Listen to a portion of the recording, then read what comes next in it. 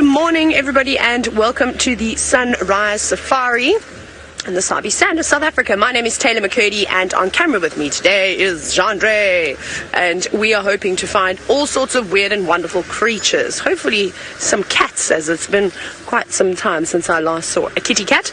Remember, you can chat to us, as this is an interactive show. All you have to do is hashtag Safari Live on Twitter, or you can also talk to us via the YouTube chat. Now, as you can imagine, we kind of have the same routine every single morning. We head out of camp, we keep our eyes to the ground and start looking for tracks to see who has been moving around while we've all been tucked away nice and warm at night. So far we've seen tracks of one elephant, which was quite cool, but he's going in the opposite way. Perhaps we'll bump into him a little bit later. And then lots and lots of hyena tracks, well, as to be expected. I could hear them all whooping all through the night. It's been really, really nice to hear the hyenas almost every single evening. And who knows, maybe we'll have a sighting like we did yesterday morning, where we'll get a clan of 6 running down the road and we'll be able to follow them this time. Hopefully not to be interrupted by a wild dog sighting. Oh, there goes an impala, just sprinting across the road. Why are you sprinting across the road like that? All on your own? A little bit unusual. A little bit. Okay, well, we'll keep checking. We're heading towards Gowrie Gate to do a little boundary patrol. But off you go to Brent, who's also out driving around. Well, good morning, and it is quite chilly this morning. 16 degrees Celsius, 60 Fahrenheit. Brr. My name is Brent Smith. I have Senzo on camera, and we are continuing our mission from yesterday afternoon, and that is search for Thandi and Tlalamba. So we're going very, very slowly, and we're hoping to find some fresh tracks. Not tracks of her last night, I want tracks of her this morning.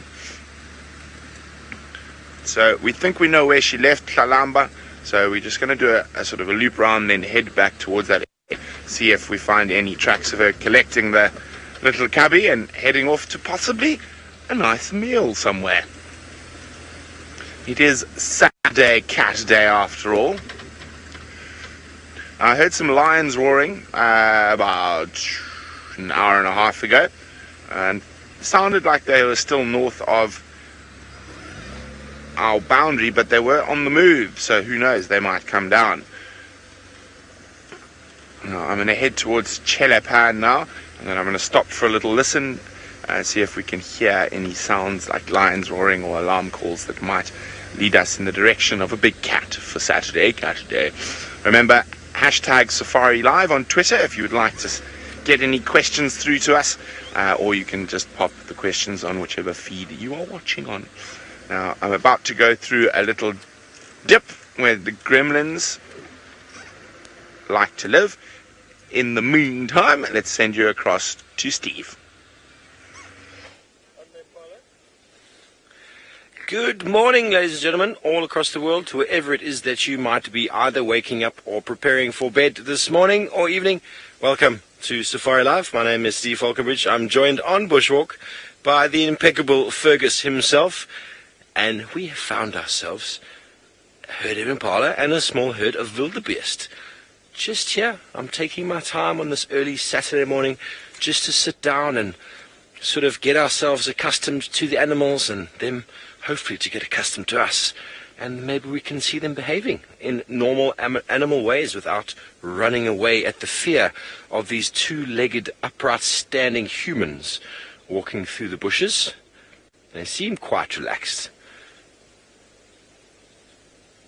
Through my experience, I would assume there's no leopard pressing in the area, because the wildebeest and the impala, even though they're making little noises, I believe those noises are all about us. Not too concerned.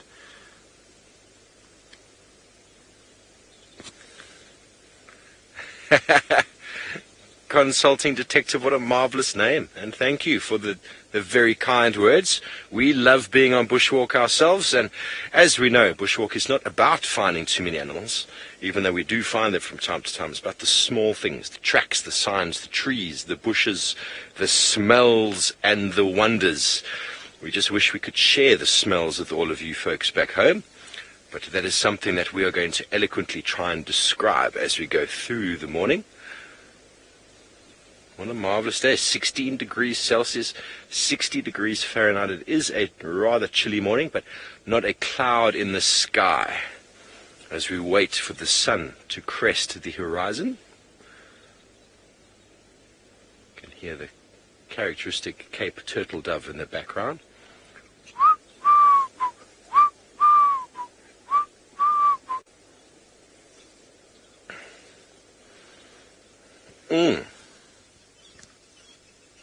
Conrad is asking a question. I need to just have a quick look.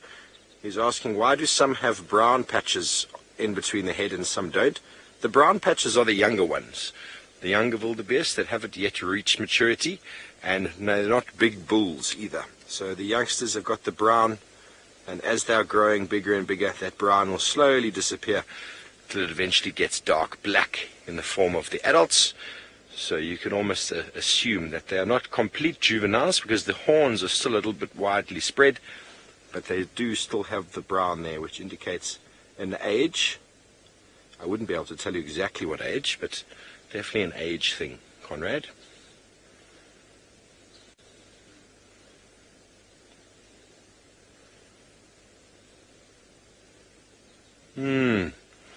Consulting detective, no, I have never seen a leopard take down a wildebeest.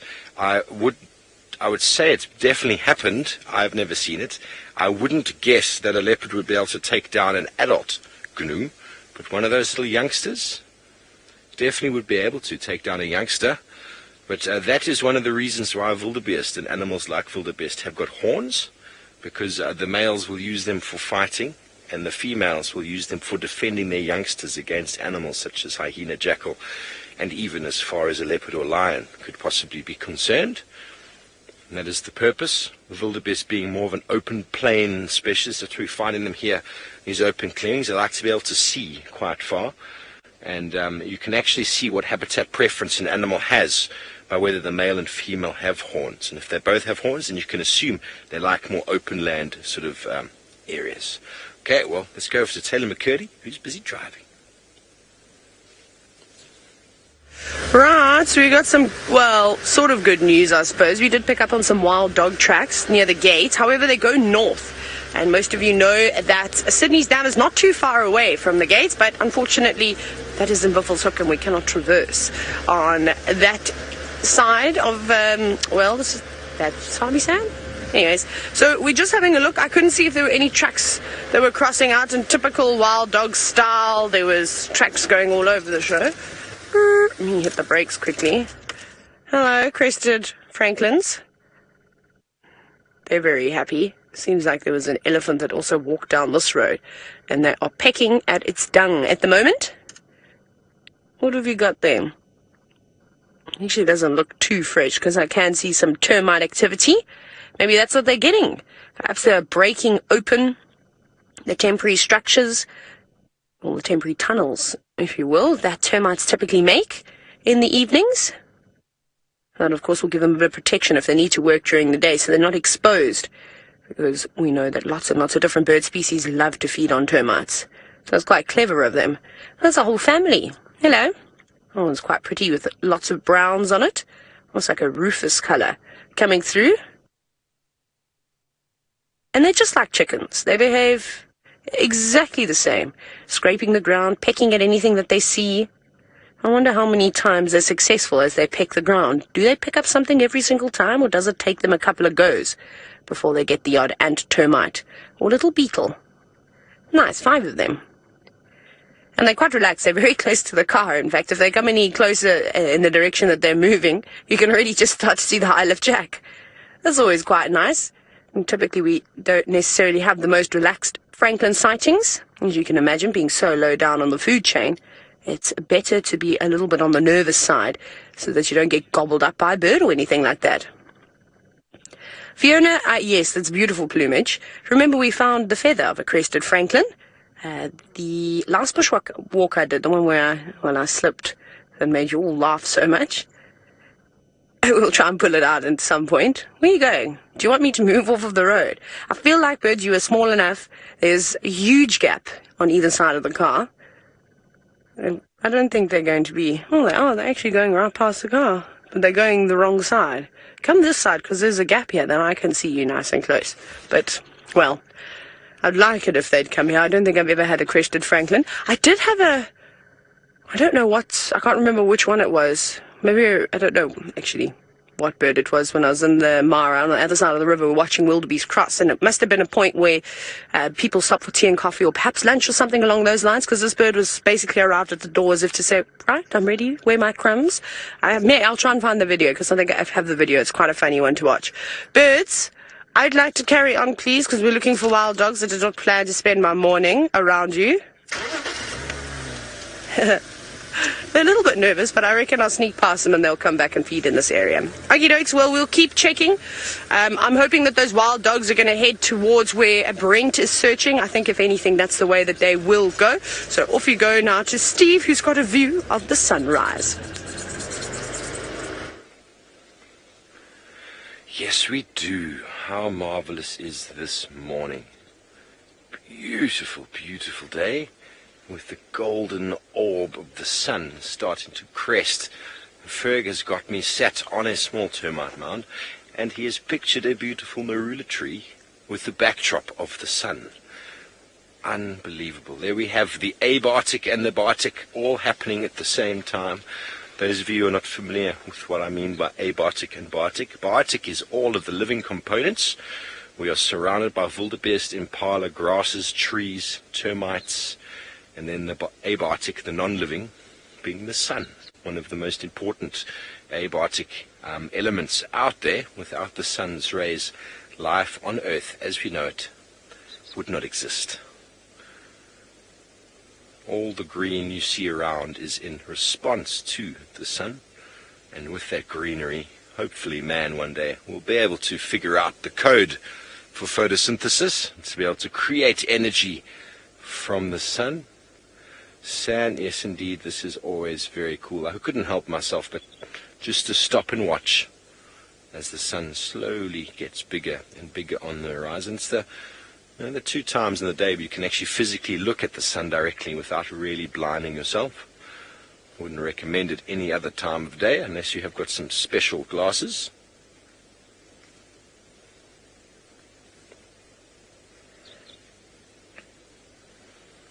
John, what I enjoy most on Bushwalk is the silence and the ever-present, the constant anticipation for what potentially could be there. I love tracking. John, being on Bushwalk, the entire experience actually for me is quite incredible. Just the anticipation of what we might find, the searching. The word safari means to go out in search of big game underneath African skies, or big skies, starry skies. So being out here walking and out of the comfort zones of a vehicle, out of the comfort zones of a house, you're basically in nature's grip, and we breathe differently, we smell differently, and it is marvelous to be out for everything, really. I love all the small things, the things you quite often just drive right past if you don't pay attention. On that note, let's go to Brent, who's driving. Let's hope he doesn't miss anything.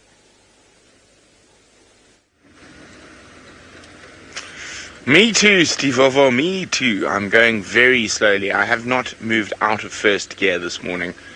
There's one track, but it looks a bit old, of a female leopard heading towards the east. I just want to really double check. I saw Tundi just down to the west of us here yesterday when they were rescuing Tristan. As I say, we're starting a good 12 hours behind.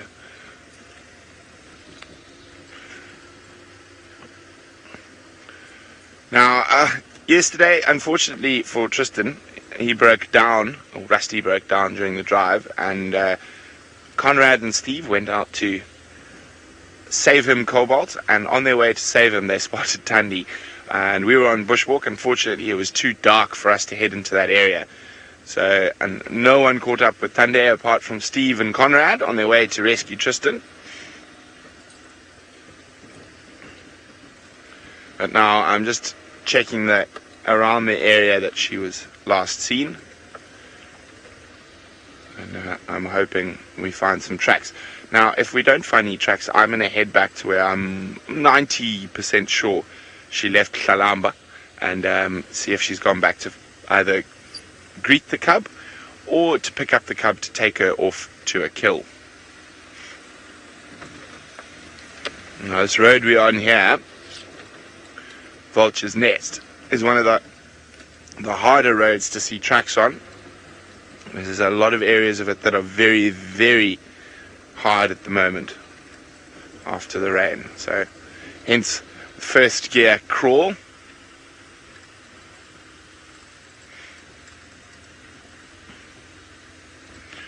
Now Saskia, it all depends whether Thandi was possibly successful in the hunt last night. If she was successful, she's obviously fetched the cub and moved it to wherever the kill is. But if not, she might come back and say hi and maybe move. If the cub's been in that area, or it has been in that area for 2 days, maybe move the cub. So difficult to say at this very moment, Saskia. Once I've found some more tracks or find some more sign, I'll be able to let you know better.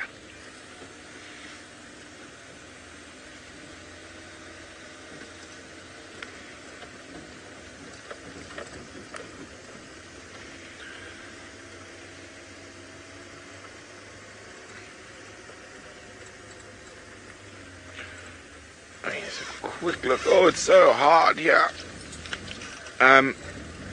Now we are 99.9% certain that the cub is still alive, LD.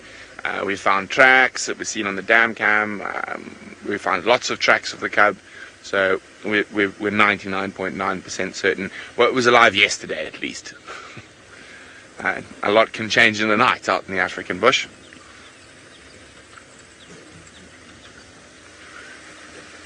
Come on, I just want some fresh tracks.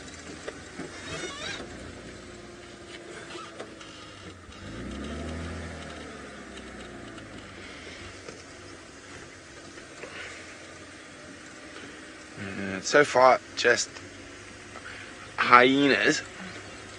Tracks all over the place.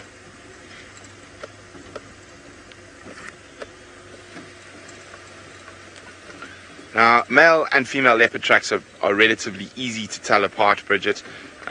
Males are much bigger, and even a young male of about a year old, his tracks are already bigger than his mom's. So, yes, Bridget, it is quite easy to tell apart male and female tracks just purely based on their size.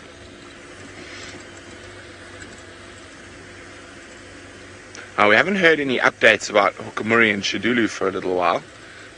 Apart from the fact that they're still in the west, and Shidulu was trying to mate with him. He wasn't that interested, but that's not uncommon with leopards.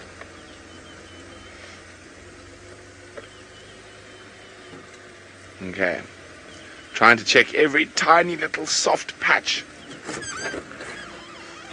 just hoping to see a fresh track. Oh, hello, Kudu. Running kudu, they don't want to stop. Stop in the sunrise? No such luck. Colleen, sometimes. I think it's pure chance, but we do sometimes see things after we go off air, but not that often. But I would say it happens maybe once every 2 weeks or so, or maybe twice every 2 weeks. Normally Tingana just appears out of nowhere. Seems to be his favorite party trick.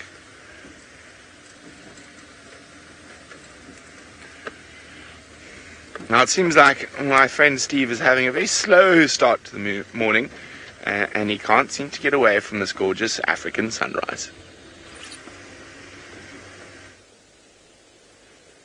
It is very hard indeed to pull ourselves away from this sunrise. It is a beautiful morning. The birds are waking up. The impala and wildebeest have moved off from where we were. It's quite relaxed though, not too concerned. And here we have a nice picture of a decomposing tree and a termite mound. Now, what I think is quite marvelous and something that I've spoken about before, I'm clearly on a termite mound. I have found a couple of trees. There's one in my hand and there's one over here. Both of them are indicators of water. We have a difference in leaf structure though. We'll get Ferg to show you that one in a moment. It's not the best example. We have to find a nice leaf Nix has got that one right. But this one here, I wonder how many of you out there will be able to tell me what tree this is that we have. Now, those are simple leaves. They are long. We call them lanceolate, long. And they are pretty much the same greenness on either side. There's no fur, there's no hair, there's no real rubber leatheriness to it. And it is a tree that enjoys water. And if Ferg does a quick little pan around, you'll see that we're right up on top of the slope. And yet we have got two trees here, well, two species, probably about 6 examples of these two trees growing out of this termite mound. So it's quite marvelous to see that even though we are very, very high up, we've got a jackalberry tree and we've got apple leaf trees growing out of the termite mound high up on the slopes. It's a very good indicator that these termites, who are fungus-growing termites, require lots and lots of moisture for the humidity and for the growth of the fungus inside this chamber. And they obviously then have access to the water table, which can be very, very far down. They bring the moisture up, they bring the soil up, and they build it like this. Definitely reptilian research. These termite mounds, they require 100% humidity in order to grow the fungus inside. And the fungus is what breaks down the cellulose, breaks down all the plant material that the termites then facilitates the breakdown, and then the termites are then able to ingest what the fungus breaks down, and they need a very high humidity. So like any greenhouse owner, there's misters, there's steamers, there's everything to keep it moist inside. There's vents, they can open it to allow the heat out, they can close it to maintain the heat inside. So termite mounds try to keep it about 32 degrees Celsius, and then humidity up to between 99 and 100%.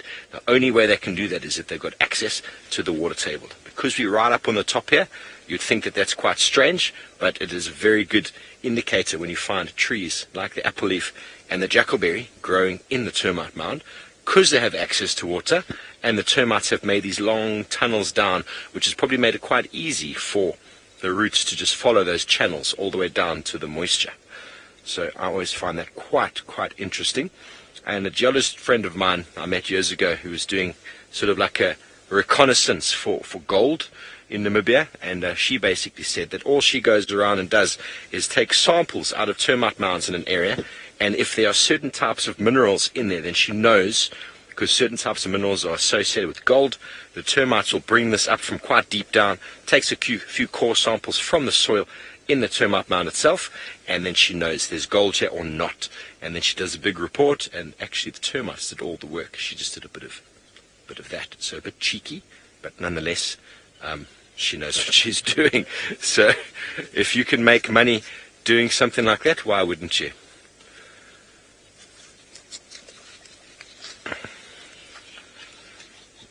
Nancy, that's a good question. I mean, if we look at this termite mound, this one on the top here, there is actually some new growth, not on the actual top of it itself, but just inside. There's a little bit of new development happening just over there. But you must bear in mind that these termite mounds are enormous underneath the ground. They're probably 2/3 or even more below the ground, as large as they are above the ground. And this one seems to be active. If you have another look over here, Ferg, there's another little development happening over here. This is kind of one of the chambers that the termites will basically create, enabling the alates to come out. So they make like a bit of a keyhole over there. They open it. The alates come out after rain. The alates are the reproductive termites. They'll come out of there and they'll fly, and then as soon as they've come out, they'll quickly close that chamber again. Those of you watching the other day, we saw those birds sitting on termite mounds. They would have been waiting at exits like that and just plucking off the termites as they came out. But also when you do get a lot of rain can flood some of these termite mounds and sort of cause areas to be inactive when we get very high sort of rainfall, but they will build up again. I think this one is still active, but it doesn't look to be as active as others, but with those little keyholes there, 100%.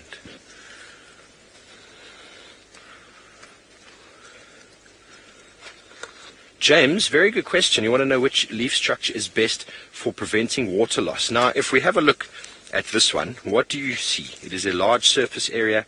It is a simple leaf. And essentially what we're looking at here is a very big pump The larger the leaf, the bigger the pump, because what's happening here is moisture is coming up onto the leaf. Transpiration, which is the movement of air over the leaf, pulls moisture up, and it causes the pump to be even stronger. Imagine like a really, really big straw. But now if you reduce the surface area of this leaf by, for example, folding it in half, you've halved the transpiration potential. And if you can do it even further, so what we find with large leaf trees, you find large leaf trees up on the top of the katina because they've got to pull water in from quite far down. But then you find a lot of the other leaves, sort of the fine leaf trees such as acacia, their leaves are able to fold. They're very, very fine. The surface area is also very, very big, but they're not as broad as this, and they're able to close a lot of their parts of the leaf to reduce moisture loss. But what we find up on these katinas on the top of the slope, when the rainfall drops and when it comes to winter, a lot of these trees will lose their leaves because there's no more water to pump. If you keep pumping, you're going to lose your water reserves. But trees like this and this are going to have access to water the entire time because of the water table and the termite mound. On that note, let's go over to Taylor, who's found something in the road. We found a branch, but I'm quite excited. I'm just going to jump out the car pretty quickly because this branch was broken by an elephant, and that's something we have not seen for a very, very long time. And the tracks do look fairly fresh as well. I'm also going to have to move the branch out of the way. Yeah, which will be nice. And that's quite nice. I think it's Big Bull, just one set of tracks all walking down the road, but we are coming close to one of the boundaries, so whether he's still going to be around or not, I'm not sure. As we know how quickly those grey giants can walk, so we'll give it a bash.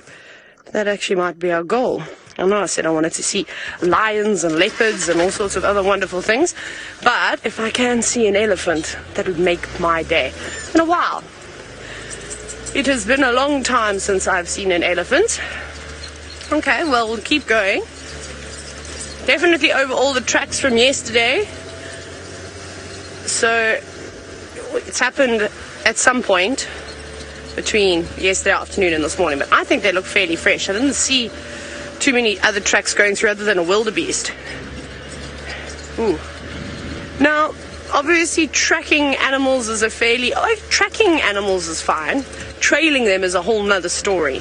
So Saskia, you need a lot of patience. You need good eyesight. You also need an imagination.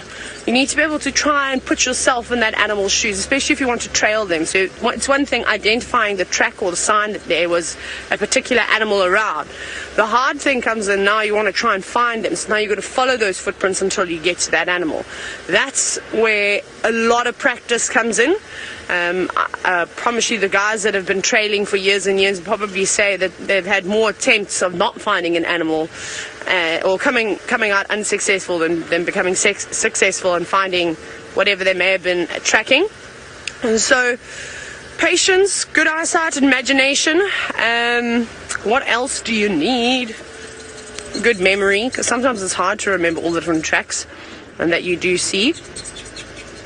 You need to know what animals move around at night as well, insects and things like that, because that often gives you clues on how to age tracks. You need to be able to tell which direction the wind is coming from. There's a couple of different skills, but you kind of pick them up quite easily when you're doing it every single day. I mean, there's not one thing that you need to sort of focus on. I found tracking particularly difficult in the beginning, as with anything. When you first start off, it tends to be a little bit on the difficult. No, Nikki. I was trying so hard to not say in the beninging. There's a very funny video. I'm sure if there are any South Africans watching today, they maybe be kind enough to share the in the beninging video with you. I feel like that's all I can say about it without getting myself into trouble. but it's a really good one. It's a great one. Maybe I'll share it a little bit later on Twitter. I'll see if I can dig it up, and it's hysterical. Anyway, it's a fake video, but the idea behind it was really funny. So, yeah, so that's sort of what you need, hey? Again, the more I've tracked, the easier it's become. Oh, cool, check the daycare. Genre's just behind the quarries. No, it's gone now. Maybe it stops. They normally run. No, it's gone behind the gory bushes. Just out of view. I don't know if you can see it. No, there it goes. No, it's gone now. Man, it was standing so still, and we know that Deka are very small antelope species, and they blend in so well. Just saw its face above the grass was what caught my attention. I guess so. No luck on our elephant friend. I'm actually thinking I think we're going to go check Treehouse Dam before we even get onto Gowrie Main, because there's no tracks coming in from the side, there's no tracks leaving the property. So I think let's go up Philemon's cut line and take maybe Savage's track or Shibamo. Now, Brent said something interesting to me about he thought he heard lions roaring last night. There's a little bird party up at the top of this Tamboti tree. And come back here. The lilac-breasted roller flew away, but the yellow-billed hornbills seem to be happy to hang around. We don't get on my perch, that's my perch.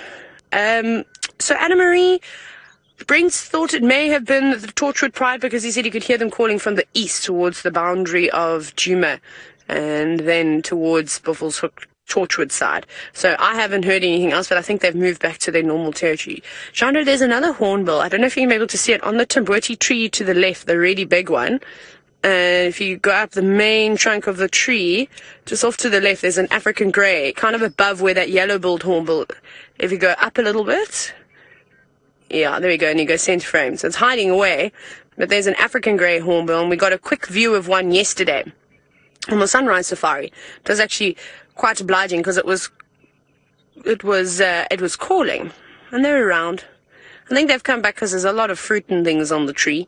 Now, we know hornbills have a very varied diet. Some of them prefer fruit, for instance, like the trumpeters and the crowned hornbills. They absolutely love fruit, but I've seen red-billed hornbills eating guarri berries. I've seen the yellow-billed, and I've also seen the African grey. So that's what's so nice about the hornbill species, is they can kind of just take advantage of what's around at the moment. So if there's an outburst of alates, princes and princesses of the termites being released, then they'll probably feed on those.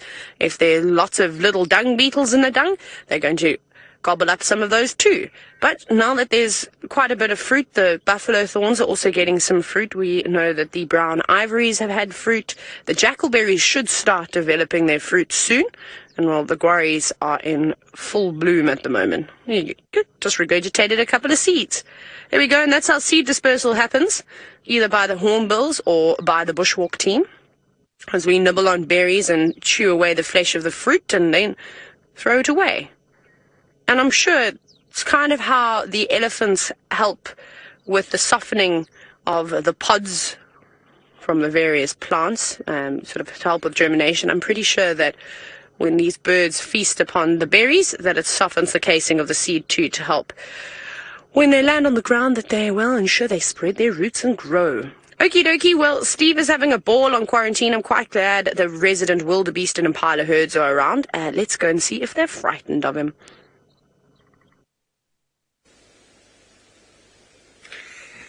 They don't seem very frightened.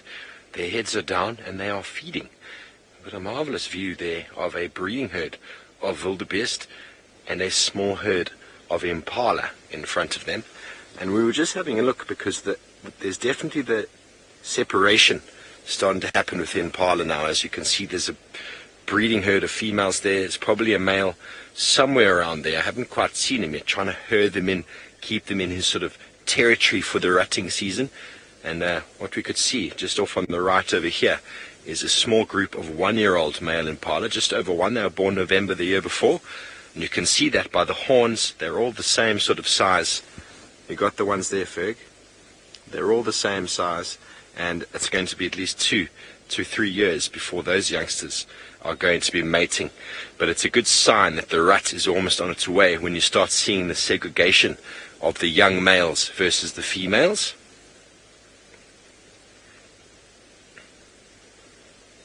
Jason, no, there are no topi that I know of down here, but we do get in the Kruger National Park an animal called a Sabi, which is very, very similar, if not the same animal. But they are quite sort of rare and endangered these days due to the fact that there's a lot of water in the Kruger National Park and around. And impala, wildebeest, and animals like that, their numbers have grown to sort of numbers much greater than they used to be many years ago, and that's influenced the distribution of predators in the way of lion, leopard, and also hyena, and a lot of animals such as your Sabi, as well as eland, roan, and sable, which we now all call endangered animals. Their numbers have declined, all to do with the placement and position of water. Up until 2001, there was a lot of water in the parks, and they closed a lot of the dams, a lot of the water holes, but unfortunately the damage has been done, and we find animals in areas that didn't occur before. But the biggest issue is the fact that the predators are now staying there. And if you're a sable antelope are very difficult to kill as an adult, but when they move off to water, they lead their youngsters far away from water. But there's no such thing anymore, and now there are predators lurking and waiting to pick up and find young lambs waiting in the long grass while the adults are away getting some water. So that's one of the reasons why animals like that are not as well seen anymore. Their adaptation to predators is not able to evolve in the short space of time that we have been working with. But as we see the separation here, there is a bull over there. Has he moved? He's still there. Josh, not all wildebeest scent mark. It is predominantly a male thing. And there we've got a lone male. Ferg's going to try to find him in shot. He's looking on as the herd of wildebeest slowly moves away from him. What male wildebeest do is they'll find a territory, and you can see he's probably standing on one of his middens at the moment, standing very tall, making himself very visible to the females. And wildebeest will defecate. They'll roll in their dung. They'll also urinate and roll in that. And then they've also got a gland, or called a preorbital gland, on their face just below the eye, where they like to rub up and down on branches. They also like to rub on the back of females that they're consorting, and if they dominate a male, they'll also rub themselves on him. So what he is doing is he's got a small territory here, and he's watching in vain as the breeding herd of wildebeest is bypassing his territory, and he's trying to figure out what to do. Wildebeest have their two most primary sort of behaviors. One is all about smell, olfactory sort of communication, hence the scent marking, and the second is visual. So that's why he's standing so tall like that. It's something that topi do as well, make themselves look big and visible to the females. John, very good question about where all the zebra are. Wildebeest and zebra tend to... Oh, we've got some wildebeest having a bit of a shuffle over there. Ferg, can you see them? Two wildebeest having a little bit of a scuffle. That could be two males. It does looks like two males. The third one is quite young. It's coming in. A little bit of a head rub. But the zebra, I believe, have moved east into sort of the nutrient-rich basalt and gabbro soils to our east, and then further east into the Kruger, where the soils provide very, very delicious grass that the zebra, I'm sure, at this moment are scoffing up. Wildebeest are known to be what we call sedentary, and so the males will stay in place. These herds have been moving, and this is probably the first week since I've been back that this herd has actually been in the area. I'm sure they have also moved off in search of better grazing, but there is nice grazing coming through here with the rain that we've had. But it is a choice that zebra, elephant as well, I'm sure, have moved east to feed on the much nicer and tasty grass to that side. So let's leave these wildebeest for now, go over to Brent and see what he's doing.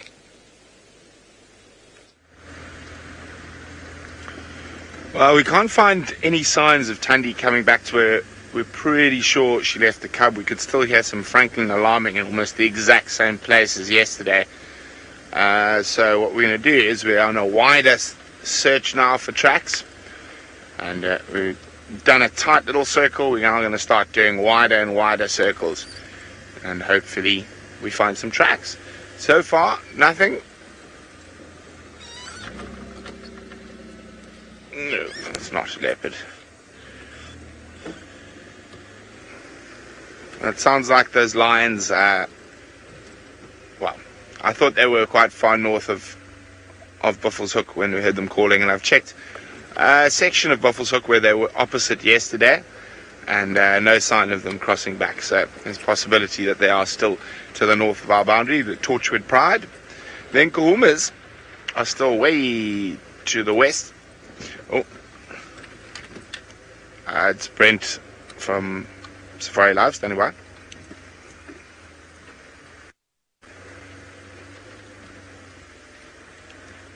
FM, do you have any updates?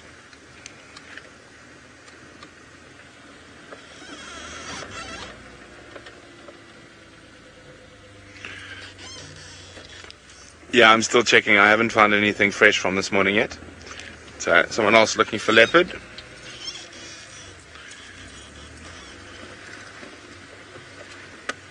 I'm just going to have a quick squiz past Buffalo's Hook. It's been quite lovely in the early mornings recently.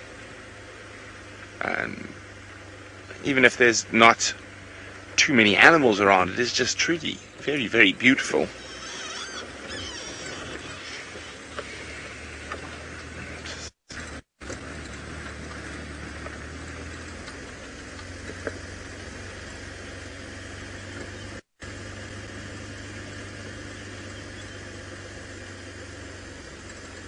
Nina is male or female leopard, which is easier to find. It all depends on the day. Generally female leopards, because their territories aren't as large and they don't cover as much distance. As a general rule, I would say females are a little bit easier to find. Probably the easiest to find is young males just after they become independent from their mother.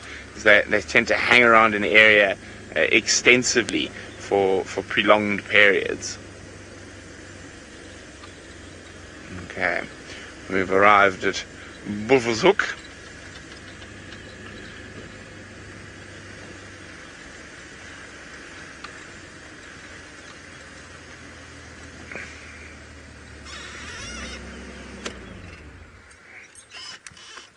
And we've got some hippos here at the waterhole. And it's checking up in the top corner. If a leopard was going to drink, that's where they would drink, up there, but no sign.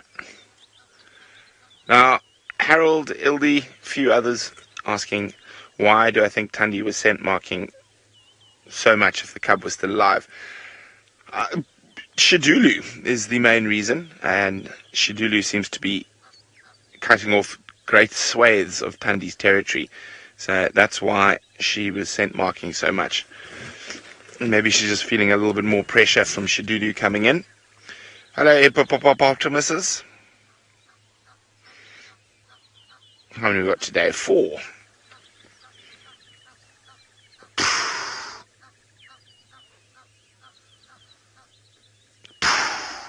Hear them all breathing. I say, I quite enjoy just sitting here for a minute or two, listening to everything. Lovely dawn chorus this morning.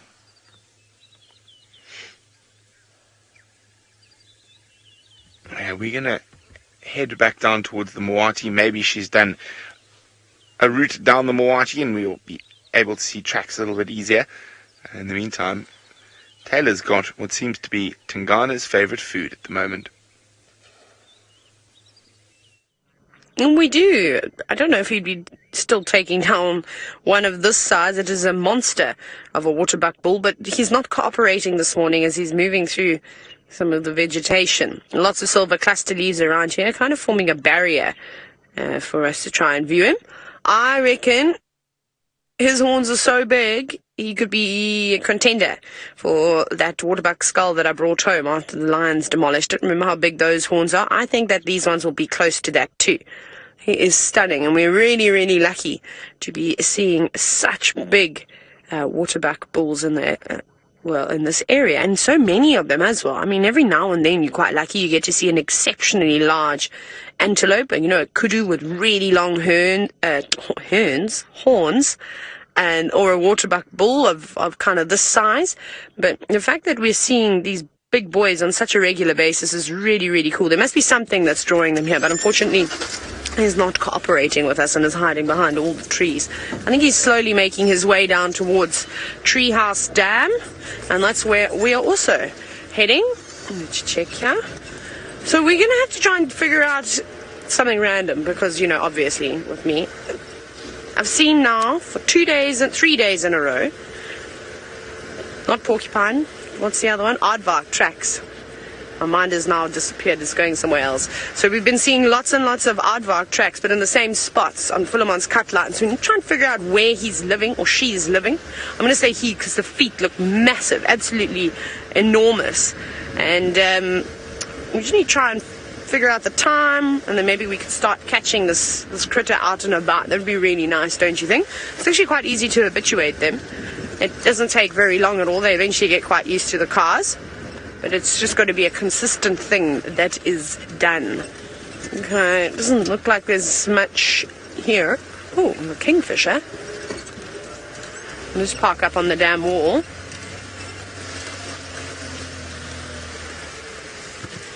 Here is a kingfisher.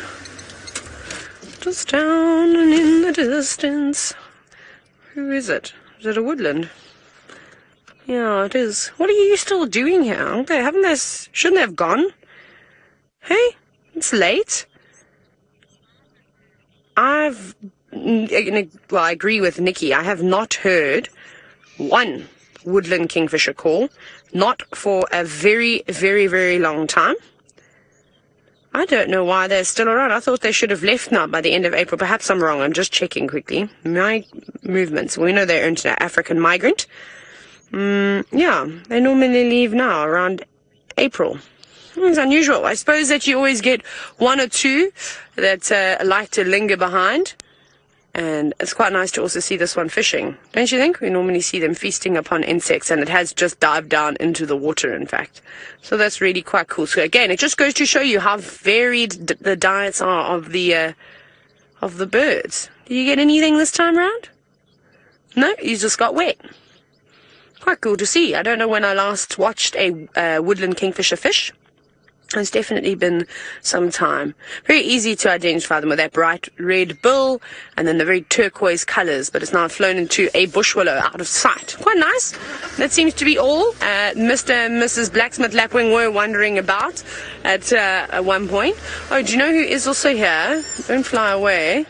Oh, the red-billed buffalo weavers. Sorry, just down on the ground. They do have a nest here, so we see them every now and then.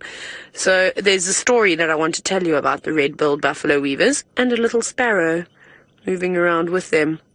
And the story is that they're eating grass seeds at the moment. No, I've got a family that living up in a fever tree outside my room. And they're back. They're very chatty. Yesterday afternoon, I listened to them. Not this, no, that sounds like a squirrel call. Anyways, they were all very, very chatty and talking. So I think soon I'm going to have the situation where at night when I turn my lights on, I'm going to wake the buffalo weavers up. That's always quite funny to hear them. They're very upset with me when I put my light on. I can't help it. I need to see. And or first thing in the morning, you know, before 5 o'clock, when before the alarm goes off. But it's quite nice to watch them feeding. Look how gentle they are. Just trying to take little seeds off of the grass. They'll be making the most of them at the moment. Delicious. Everybody seems to be eating grass seeds at the moment, not just the bird species, but also the mammals. No, I've completely forgot who asked that question. Amy, it was Amy Ham. I just thought I'd made it up for a second. Amy, no, unfortunately, this is not the area where the dam cam is. This is Treehouse Dam. This is a much smaller dam. Vuyatela Dam is in that direction, sort of north of us now. And then that's where you'll sort of see it. Brent is probably going to be the one that ends up going around and will be closest to it. So maybe he can show you that dam in a little bit. We're going to carry on moving. There's nothing here. We're not going to linger on about. So this is now turned into a birding morning unintentionally. I'm sure we'll have to keep it up. That's the great thing about birding, is that it's nice sort of fillers when the bush is not necessarily at its best. Well, I suppose it is at its best. It's green and it's lovely. It's just not at its best because we can't find any cats. Although I have not seen a lion or a leopard track this morning, only loads of hyenas, the wild dog tracks, then the aardvark tracks and an elephant track. but no elephant. I don't know. Maybe I'm being told that I should go to Chitwa today. Perhaps that's where I need to head to.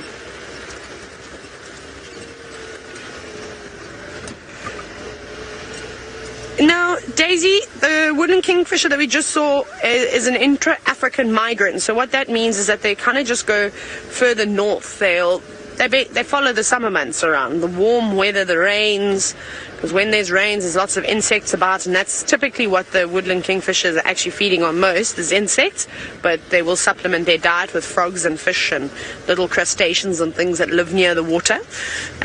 So they'll just go sort of further north of Kenya. Anywhere around there, they'll hang about and have a grand old time. Yeah, I'd like to actually see some more kingfisher species. What about a nice grey-headed kingfisher, or even a brown-hooded? I haven't seen a brown-hooded for quite some time. That would be quite cool. Right, so I don't know why Steve is sitting on the floor, but he is. I hope he doesn't get a soggy bottom. I'm sitting on the floor to get a wet bottom. The grass is very wet, but it's quite nice actually, quite cool. Well, we were talking about wildebeest before. It seems to be a nice wildebeest morning, even though wildebeest is not out with us right now. That is me and Ferg. Send through your questions and comments to hashtag Safari Live. We found a little spot in the ground here, and this, ladies and gentlemen, is very important to understand. This is something that wildebeest will create. Male wildebeest specifically, they create these little dung middens. You can actually see the dung is over here. It looks very, very much like waterbuck dung. You can actually confuse the two. And when there's a lot of moisture in the diet, as is what's happening now, because of all this green grass, you get wildebeest dung that looks very wet and almost seems like one piece. But it does break down into individual pellets. You can see it there. And this time of year, it's very easy to confuse wildebeest and waterbuck dung. But one thing we do know is that waterbuck do not create these little scratchings on the ground. And there's actually quite a good area over here where the wildebeest has been scratching. You can see the hoof marks, and he scratches back. What they like to do, and it's similar to what most of the cats will do, is they turn the earth over, and he defecates here, and then he likes to roll in that. And that's kind of the smell that he carries around with him. It's a smell he likes to rub onto the females. We're going to see if we can maybe find an area where a wildebeest has probably been scratching his sort of pre-orbital gland. It's got a nice sort of sweet smell to it. But number one priority for wildebeest is scent. And these small things, you can see how small this actual little spot is. The closer to the middle of the territory you get, the more elaborate these become, the more dense they become. You can actually start following game paths to and from these spots. And it's one of the reasons why wildebeest are such a destructive animal, because they will do these all over the place. And it actually causes to the degradation of the environment. As you've seen up in Kenya, up in the Masai Mara, Serengeti, those herds of wildebeest move, and they keep moving for very long distance. We, as humans in South Africa, probably 50, 60, 70 years ago, put up a fence on our western boundary with the Kruger National Park to keep all of the animals east and all of the livestock west. And that veterinary fence stopped the ability for these animals to migrate, and so they now stay. And they form sedentary herds, and the potential to cause overgrazing in these areas. What does it smell like, Jedi James? What a marvelous name. What does it smell like? Well, the dung, let's smell. To me, it doesn't smell very strong, but they've got such an enormous sense of smell. They've got huge nostrils. I don't really smell the dung, but when I've smelt pre-orbital gland sort of scent marking, it's got sort of a sweetish sort of smell, but I'd like to find it again and see. But here we have got the track of the wildebeest. Very easy to identify. And the males are specifically very, very stumpy in the front there, and that's because of the scratching that they do. The back foot very easily can be confused with that of a waterbuck. And if I show you in the track over here, this track right over here, in fact, looks very similar to that of a waterbuck. It looks very sharp, but that is the back foot of a wildebeest, whereas the front foot, not easily seen in this track now, is very sort of stubby and cut off there because of the filing down that they do when they scratch in the ground to lift up the earth. Well, up we get. Oh, I wonder if he's going to mind if I scratch. So they'll come in, take their foot like this, defecate, roll in it, and then go off and roll on another female, so, and rub it. If they dominate another male, they'll also rub their face against his bottom. What was that? I'm not going to roll in it this morning. I don't think he will mind, but I'm not going to roll in it this morning because this is damp. I'm going to get very dirty, and we'll save that for a day when it's a little bit drier, should we say. Ferg is not happy. Ferg's given me the thumbs down. See, I mean, look how wet my bottom is just from sitting. Carol, you asked about the rutting season. I think that you're talking about Impala. The Impala rutting season starting now, and it will basically run for the entire course of May.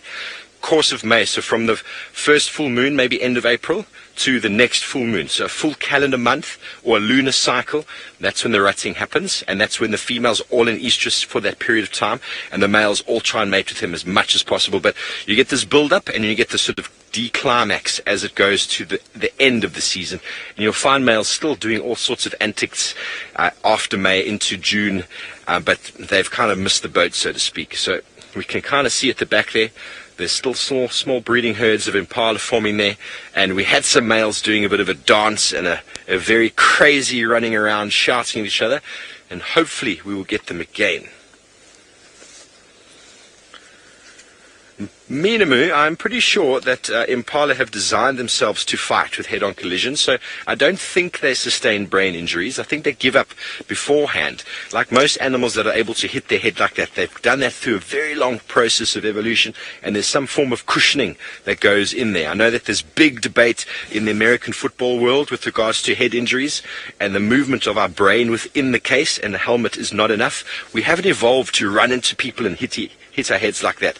And if we do, we need to go sit down and see a doctor, because the brain moving around is just not ideal, where a lot of animals like them have designed that ability to smash heads against each other. So let's move on from our smashing heads to Brentlier Smith.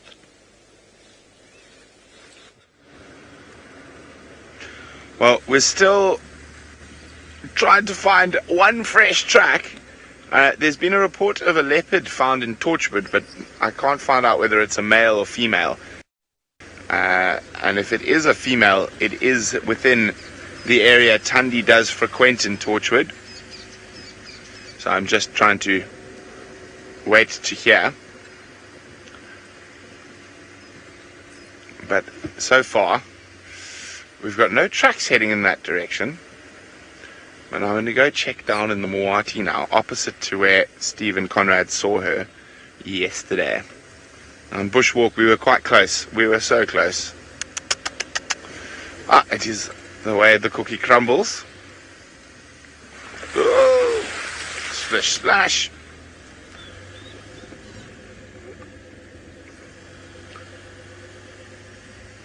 I don't know. Oof. I'm trying. This leopard in Torchwood is puzzling me. I just want to know whether it's a boy or a girl. Because if it's a girl, I think we're looking in the wrong place. Far away from where she is.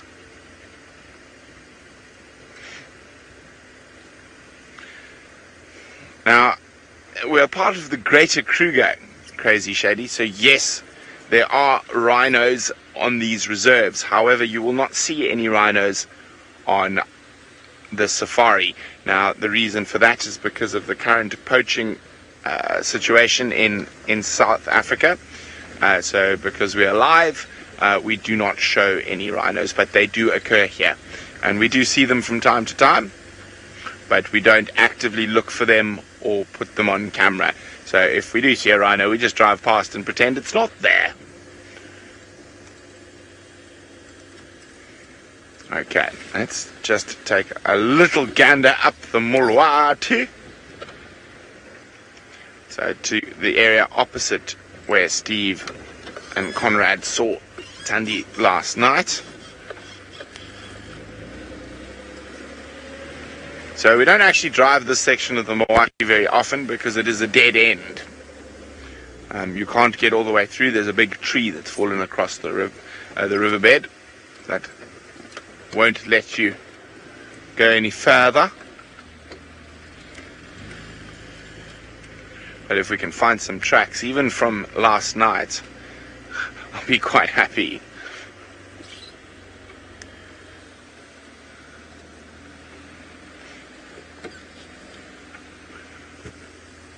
Now, the baboons haven't been around for a little bit, Larry, but they do move up and down this Mwati system normally. So you might find there's high fruit availability somewhere else down the river. They're definitely not up at the moment. I'm just going to try find out again whether it's a male or female. So is that Ingwe a male or female?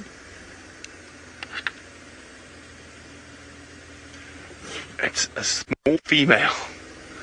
Copy, thanks very much. I wonder if it's Tandia. I'm trying to decide whether I should go check Cheetah Cutline now. Oh dear, just to double check that. But let's look down here first. Now, it's not uncommon. Taylor is already down there in the east on Cheetah Cutline, so I'm going to let her do the checking for me. But she's got one of my favorite birds in the lowveld with her. We do. We've got some hornbills, but don't worry, we're just checking this little corner, Brent. We just popped in because the hornbill were here, but we are going to be going across into Chitwa in a moment. But you know, one thing I definitely do miss about the Mara is how relaxed a lot of the bird species were. I mean, the vultures were so relaxed that instead of roosting up in a tree after a big meal, they'd just sit down on the floor, which is something that we don't always see. And the hornbills would quite happily walk past the car, affording us with the most amazing sightings. So in the Sabi Sand, they seem to be not as relaxed and will fly at any chance. Now, there were 4 here. Remember, there are 5, I lie, sorry, I can see another one. At which I think is a group that we have seen a few times. I wonder if it's the same family that we used to see regularly on Cheetah Plains. Remember, we used to see a lot of them, which was quite cool, and quite a large group too. Very lucky. I haven't had a southern ground hornbill sighting for quite some time, although most mornings we are lucky enough, if you just listen carefully, you can hear them in the very, very, very distance. But they definitely are around. And I bet that they're enjoying the long grass at the moment, because with all the long grass that's around means that there's lots and lots of rodents, and they'll be well hidden in that tall grass too as they slowly move around. You can see there's another one there. So they've settled down a little bit. They're not quite running away. There's the juvenile that we're looking at the moment. So the other 4 adults will be hard at work collecting all the groceries for this youngster. Although it's not just running after the adults, sort of contact calling like they normally do, just reminding the adults that they're there and that they're constantly hungry and they need to be fed. This one is doing a little bit of work on its own. So it must be an older chick, maybe a couple of years old already. And that's really cool. I bet they're catching lots of snakes at the moment too. Big grasshoppers, like I said, rodents. Who knows what else? Beetles. Probably a lot of dung beetles too. But I'm not going to chase them, because I know what's going to happen is that I'm just going to make them fly. And that's the last thing that I want to do, is chase them up into the trees. Now, this is the biggest species of hornbill that we get in southern Africa. So, Gilby, they're big birds. I mean, obviously we're quite far away, so I can't sort of give you a nice view of them. But they stand just over 3 foot, a little bit taller than 3 feet, which is quite big. I mean, some of the herons are slightly bigger than that. But they've got a really, really, really big wingspan too. Massive, and they weigh quite a bit as well. Well, that was quite nice to see. Just a quick little glimpse. Okay, so what we're going to do now is we're going to reverse. And we are going to go into Chitwa. Nice little glimpse.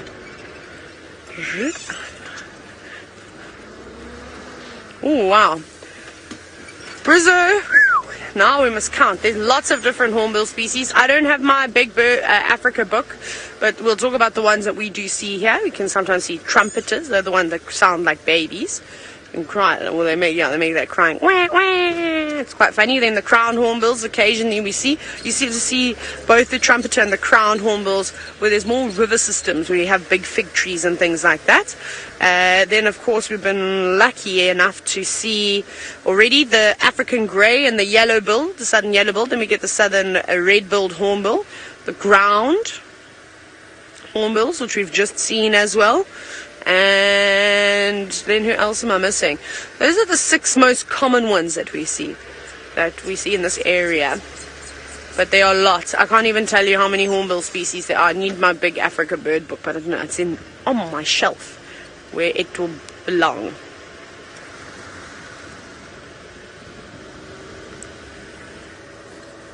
Ooh, now that I can arrange for you. Justin, I've been trying to get hold of the guides side. I don't know if anyone's here. Let me play the call for you. Justin was asking about the call. Well, here it is.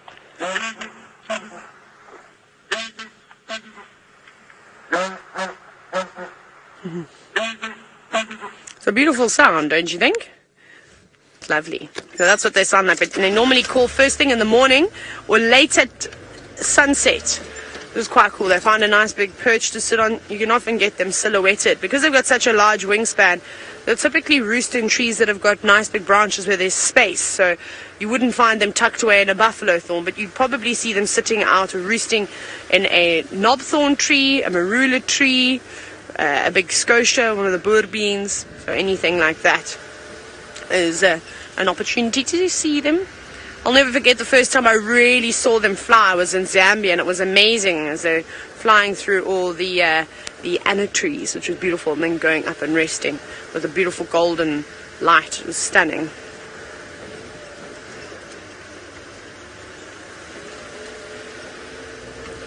Now, Jedi James, an interesting one about whether birds mark territories or do scent marking of sorts. Not in the traditional fashion that we're used to seeing animals scent marks. So they're not urine spraying. They are not, for example, making these massive dung middens and then rolling around with them like the wildebeest, which is disappointing that Steve didn't want to demonstrate you. So how birds have territories is they are often using their voices. So very, very vocal. And I'm going to show you, there's some Egyptian geese that's quite pretty in the long grass that are just feeding also on the grass seeds at the moment, so we'll watch them while I tell you. So we often hear the birds singing beautiful songs. To us it might sound like a lovely tune, but to other birds it could be warding them off. I mean, that's how the males will advertise for females. They typically use their voices. There's a theory that hammerkops obviously make those massive big nests as a beacon as well, to sort of say there's somebody living in this area. So there's a number of different ways that a bird would mark their territories, but just not in the same way that you and I would deem normal. I feel like this Egyptian goose knows we're looking at it now. It's acting very suspicious all of a sudden. I think it's looking around going, what are you looking at? Surely it's not me. Maybe there's a leopard in the grass. Don't you think it's gone all nervous? Egyptian goose, if you can understand me, we are watching you eat the grass. Please continue. No, this one doesn't understand English yet. Okay, well, we might leave these Egyptian geese as we've terrified them now. I think they're not used to always being on the spotlight. So off you go to Steve, who's looking at a termite mound. Yes, indeed, Egyptian geese afraid of the camera. I thought they might be prancing on the catwalk, as we've seen previous times. But to go back to Termite Mound questions from earlier, someone, I can't remember who now, but wanted to know, how do we know if a termite mound is active? And what you can see here is very clear evidence of the old activity, and this here is very fresh. It's actually done from last night. It is very wet still. If I just take off a little piece there, I don't want to destroy the termite mound, but that is what they're doing. They're taking soil from deep down, where it's wet, where it's moist. They're bringing it up to the top, so different elements, different minerals within that soil, and they are using their saliva, excrement from themselves, and the soil that they bring from the bottom to make this very nice cement. You can see it's still very, very new, but see how hard it gets very, very tough. Even elephants scratching here don't break it down. I could take off a little bit by doing that, but very, very hard structures. Chris, termite mounds can go for years. They can go for 100 years. Essentially, the queen, who can get up to about that sort of size. I'm not sure if this is the large or the common growing fungus growing termites, but the queen can get probably about this sort of size, and after 20 years she might die. Some termites can live up to close to 50 years, the queen, but when she dies she stops giving off a hormone, a suppressant hormone, which is preventing any of the other females from becoming a queen, and as soon as she dies she stops giving that off, and then there's this kind of like arms race for females to become queen, and one of them suddenly starts growing and then she's the queen. So the termite can keep going as new queens sort of move in and take over. They are all related, so there's no real competition when it comes to who is in charge and who isn't. But the queen gets to sit in a chamber, and well, she's quite big like that. She does nothing but lay eggs, sometimes almost 30,000, 40,000 eggs a day, which I think is quite amazing. Ooh.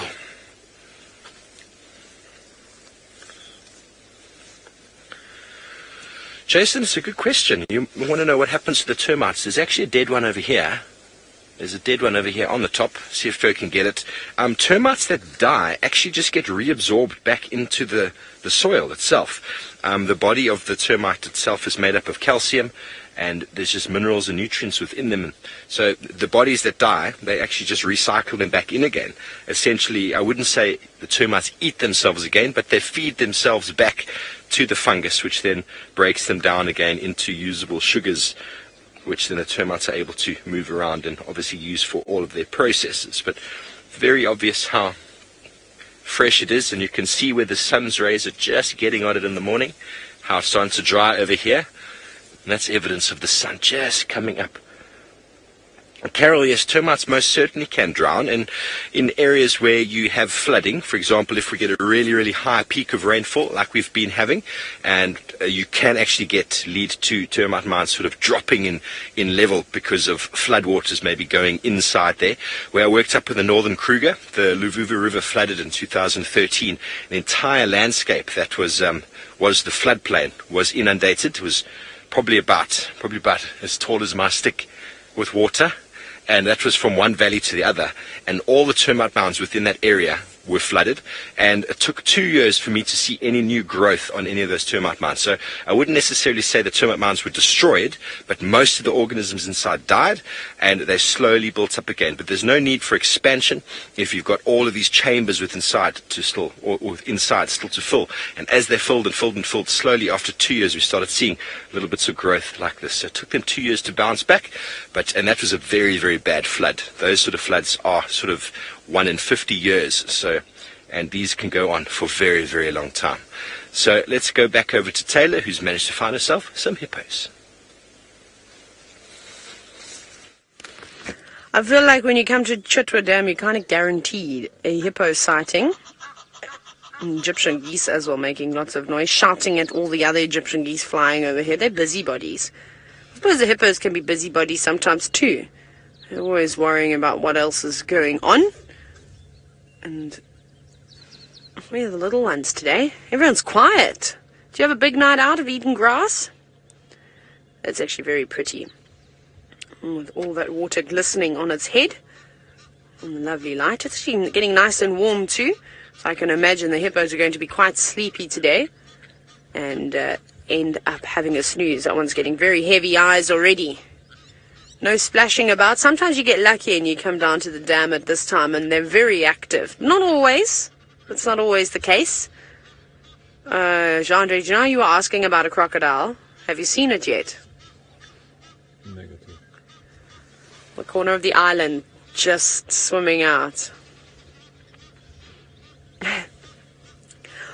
Pradeep, who's only 6 years old. Hello, my young friend.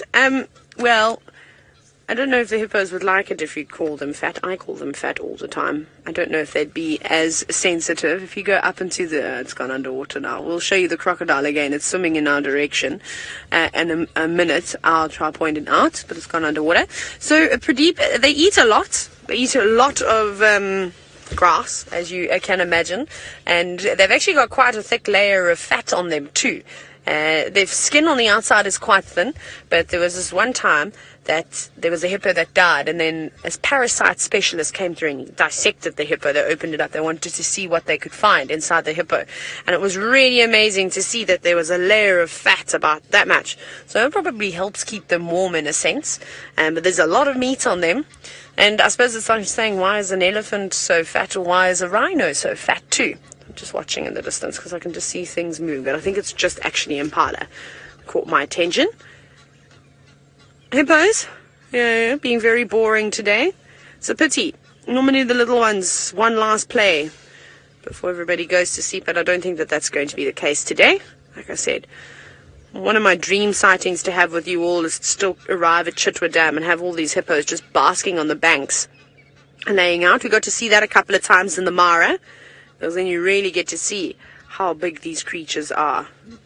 I mean, we're lucky. For most of you who've been watching for a very long time, you know how big they get.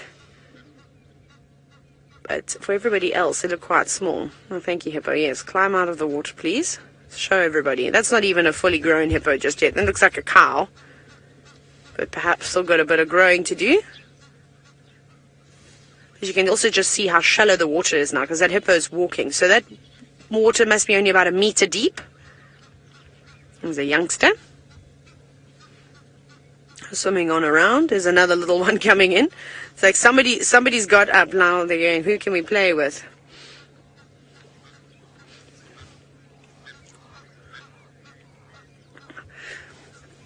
Now, Ladybird, just as we were talking about hippos basking on the banks in the sun, they will have siestas out in the open and out on land. So yes, they do rest in the water and on land. Obviously, when they're out of the water, they're a lot more vulnerable, as you can imagine.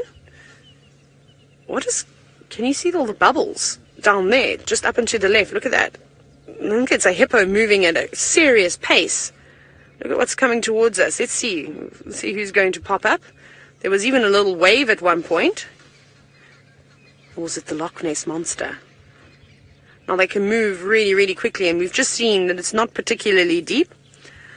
Maybe a little bit deeper there. There we go. There's the hippo. Just come out to the left. There we go. That's who is making all those bubbles. And also a water thickney standing on the edge of the island. That's quite cool to see, actually. Amazing how they can blow so many bubbles.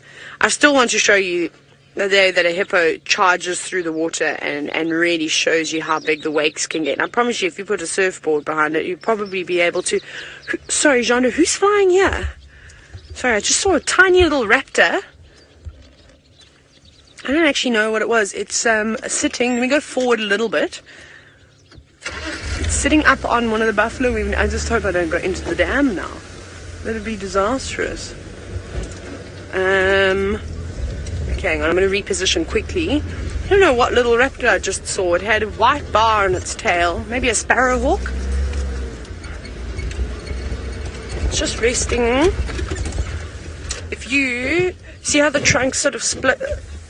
Have you got it? There it goes. It's flying. It's just dropped down.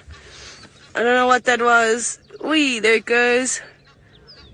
Very nice. Woo! Wow! Look at that turn. It's chasing a. Look like a barn swallow. Look at that. It's harassing. Now it's being harassed and mobbed back by the swallows. Trying to catch one of them, maybe in the air.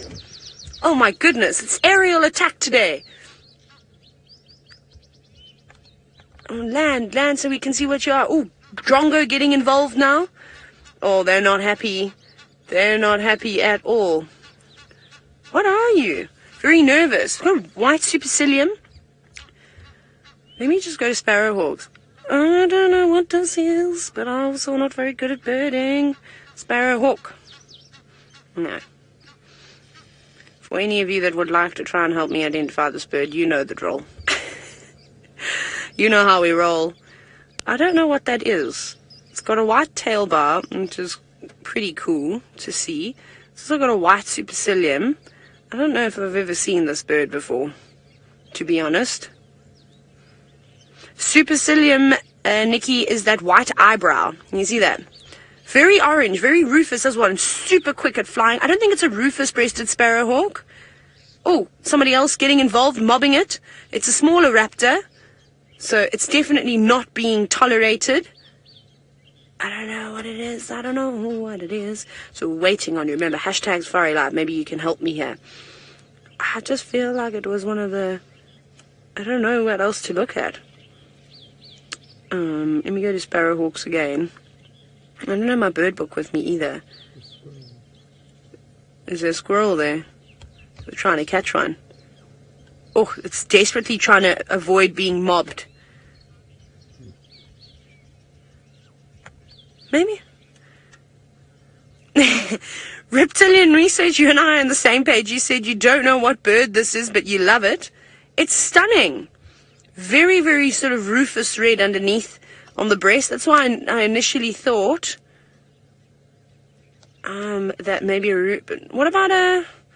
Does an African goshawk have white on its tail? No, but that doesn't have a very prominent... It might be a juvenile something too. I'm just having a look at the moment on the apps. But I don't think that has a... What we need to figure out is how many of those birds actually have a sort of white bar on the back of the tail. I know harriers have it. Wasn't a harrier though. Let me just have a look. Let's have a little squiz. Harrier. No, it's none of these. See, initially when I saw it flying, you can have a look. It's quite dark. I thought it looked something like that. But it is, I don't know if it is. I don't know if it's maybe a juvenile. Nah. Yeah, it was interesting. Do scroll. See, can occur here. I don't know what that was. Okay, I'm not even going to try and identify that. Hashtag Safari Live, let us know. All the birding specialists. Yeah, Fortuna, you said excellent camera work. Definitely so. That was very, very good, especially the way that it was stopping in the air and then changing direction. Really amazing. But I don't know what it was, unfortunately. One of the sparrowhawks, like I said, the identifying features there for me were the very sort of mottled rufous feathers on its belly. It had a white tail bar quite high up to its rump. And then that very white supercilium, that sort of eyebrow that went above its eye. So I don't know if it was maybe a juvenile of sorts. I don't know if I've ever seen that. But a bird that I do know is a little three-banded plover, just pecking away. Oh, okay. Mary, you think a black sparrowhawk? Let's have a look. It wasn't dark enough for me to be a black sparrowhawk. And I don't know, I'm looking for the juvenile pictures. There's not really great juvenile pictures on this app, I'm afraid. But little three-banded plover, you didn't seem to be bothered by that big bird at all. No, Saskia, not a pygmy falcon. They are tiny. They are like the size of a dove. They're so small. That was quite big. That was the size of a goshawk or so. I don't know, I'm wondering about an African goshawk. Was it a shikra? I've just looked now because I was just going back to maybe a juvenile. That's maybe what it could have been if you pull up pictures of a juvenile shikra. Possibly. But does a shikra have a white band on the end of its tail? Let's see. With a narrow white rump. Perhaps. But it was definitely a juvenile. I don't think it was an adult. It was either going to be that, a shikra, a juvenile shikra, or, yeah, maybe it was a juvenile shikra, or even a juvenile African goshawk. One of the two. I don't know. I hope you all managed to get some screenshots, and I'll have a proper look a little bit later. Even if you tag me in them now, that'd be quite nice, because then I can have a proper look. I was just trying to have quick glimpses on my monitor. Anyways, let's go back to Steve and see what he's looking at now.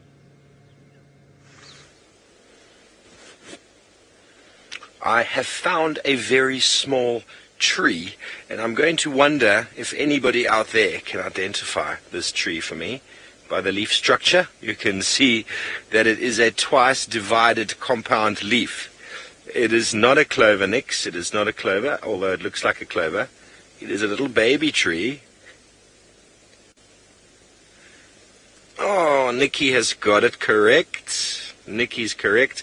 Wonder if any of you can identify this. We've just found it here in the long grass, so please hashtag Safari Live if you know this tree. But the reason why I'm sitting in the wet grass is to show you the difference between trees and grasses when it comes to growing. Now, how is it that we can have a lawn at home, and how is it that we can hedge bushes? The purpose of that, or the reasoning behind that, is that grasses have what we call a basal growth. You can see that animals have come along here, they've been grazing on this, and because they don't cut it too low down, it actually stimulates the grass to grow. So back home, if you have a lawn and you mow it with a lawnmower, you cut the grass to a certain level, and if you cut it too deep, you basically remove that top bit there, and you're left with basically just a bit of the root, and that entire piece is gone there. And then you actually kill the grass. Those of you who've ever cut the grass too short will notice you get these yellow patches. It's because if you cut it too low down, it dies. But this entire piece that we have here is the growth point. We call it basal growth. It's growing from the bottom, and the grasses are constantly growing.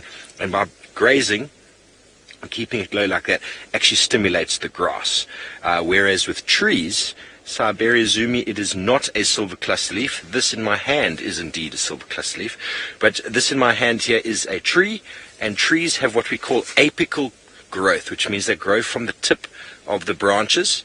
As you can see, that small little piece growing there. And when we have, there's a little mite or something on there. Look at that.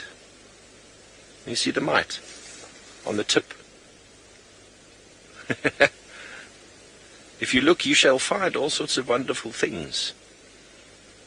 Okay, so if for example you wanted this bush to spread out, you take the apical meristem, the apical bud, and you pop that off, and then it's going to force the plant to push its energy outwards. That's how we're able to make bushes. That's how we're able to make plants grow sideways. It's how we're able to make hedges as well, is by taking off the meristem, that apical dominance, where all the energy to grow is being pushed. We cut it back, and it forces the bush to push out left and right from that point. So by killing the stem here, the tip, that is how browsers have the potential to damage plants. Where in grasses, or should I say trees, grasses like to be grazed. They enjoy it, they love it, they get stimulated by it. But trees, for example, this small little one here, which I have not received an answer yet except for Nikki, if you came along and you munched off that leaf there, it's probably not going to grow back again. If you munch that off, it's going to force the energy into these branches and those branches. But if you cut it all the way down, it will be dead. Be absolutely dead. Oh, look at the pollen. You see the... Wow, let me try to find another one. As I hit that, just got this waft of white pollen as the... I don't know if it's still... Oh, it stopped. It has been depollinated. Wind pollination. As I hit it, it sort of just wafted off. That's why so many people get allergies this time of year in the grass season, because of all the pollen in the air. So that's how you make bushes. You take away the tip of the branches, and it causes it to form like a hedge. Wisteria, there are lots of herbs growing naturally. Let's see if I can find one immediately, one that is of any benefit. Lots of herbs. Here we've got a fertility grass. We found some basil earlier, so there's lots and lots of herbs in these open areas, and I'm just now trying to find one of interest. Here we've got the Watheria, which I would call a herb, snakebite bush. As we've said before, you can use this as a poultice for snake bites. What is that? We've got something growing in there, Ferg. Can you get it? It's got little eggs, egg casing inside this leaf. I wonder if you can get that. I do find these Watherias very, very favored by butterflies. I absolutely love laying their eggs on these and feeding on the flowers. Granny Peg, it is not a baby marula. Not a baby marula. The leaf structure there was twice compound. We would call it imparipinnate, or paripinnate if it was once compound, but it is actually twice compound, which means divided twice from the initial leaf. Do we have an answer? Next, let's hear it.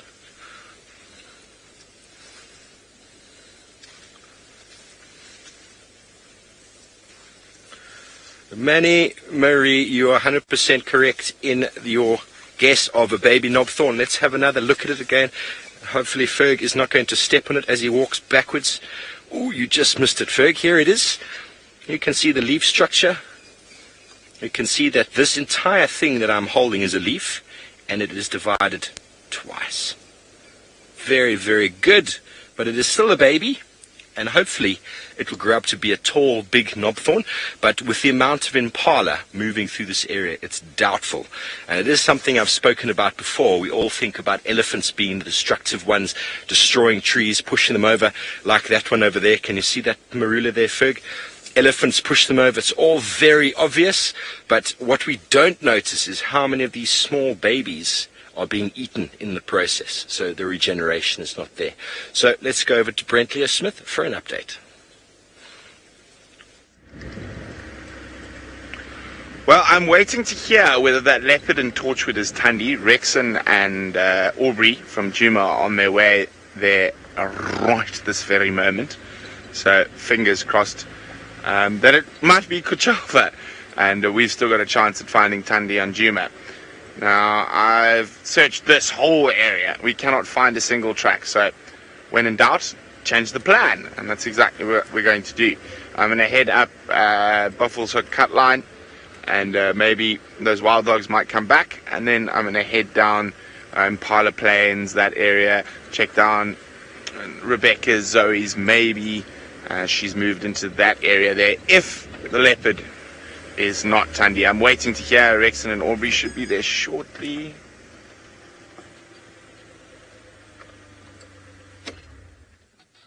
In the meantime, I think it's time for some birding.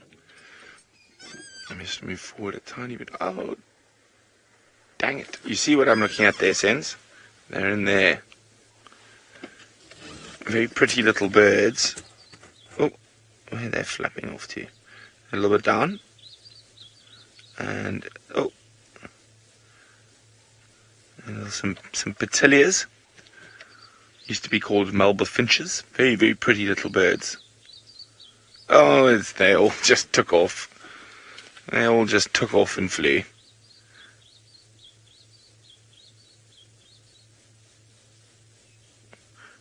Ah, there's a little dove's nest there. Probably not in use at the moment.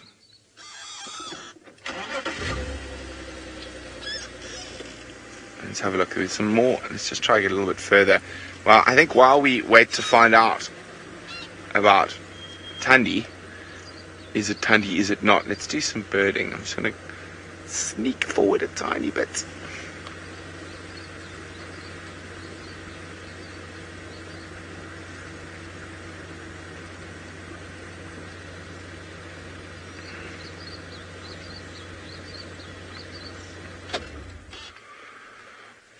Oof. Justin, that's a difficult one. What are the top 5 most colourful birds in South Africa? I'm not sure, Justin. I'm just trying to find you a very colourful little petilia, but they're not being very helpful at the moment. No, they've all flown off. I would say probably the Taraco family are up there. Is the most colourful birds. Narina Trogan, so probably purple crested Taraco, and Narina Trogan, and Neisner Taraco. Let's have a quick look here. Boom. Well, depending on the kingfisher, one of them might be the most colourful, but I'm not sure which one Taylor's got. Well, I don't know which kingfisher we've got because the light is so bad here. At the moment, it's either a malachite or a pygmy kingfisher. I'm just looking at the length of that bill, and I think that looks quite long, so I wonder if this is not a malachite. Now, normally how I tell the difference between the two is that a pygmy has got an orange sort of stripe above its eyebrow, so the orange sort of extends from the breast and up and over around the sort of beak and around the eye, whereas the malachite kingfisher is typically blue from sort of eye level up and onto its head. but I can't tell you. They both have a white throat and they both have those white patches just behind their heads. But the length of the beak looks massive in proportion to its body, and the Malachite kingfisher has got a slightly longer bill. It's so hard to tell. Again, both of them. Oh, come on, land somewhere better. Please turn your head now. Nikki, can you see?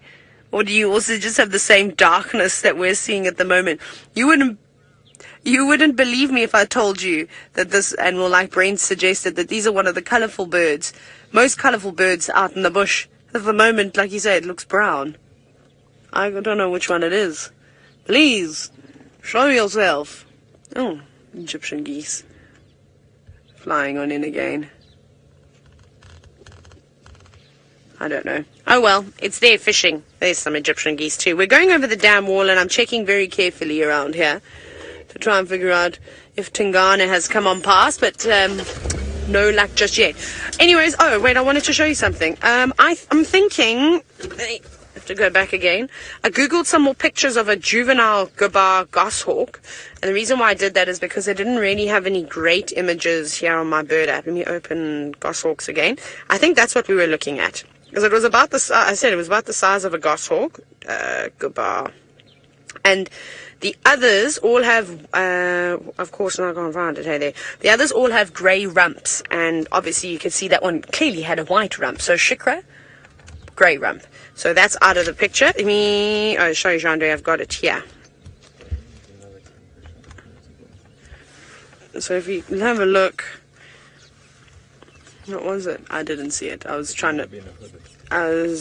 looking on my phone, looking at my phone. So to me, that kind of looks like what we were looking at. I'm just going to tap the screen, sorry, so it stays bright. But you can see it has got a white supercilium. I couldn't even tell you what color its legs were as it was flying, but to me that looks like the closest, and I think it does have a sort of a rufusy red underneath it. Yeah, I think that's what I'm going to go with as my ID, is the Gabar goshawk, a juvenile. But maybe we get to see it again. Maybe it hangs around. We can go forward. Let's see if we can't get a different view. Oh, it's a giant kingfisher that you've seen. We'll just see where it's going to land. Oh my goodness, all the birds.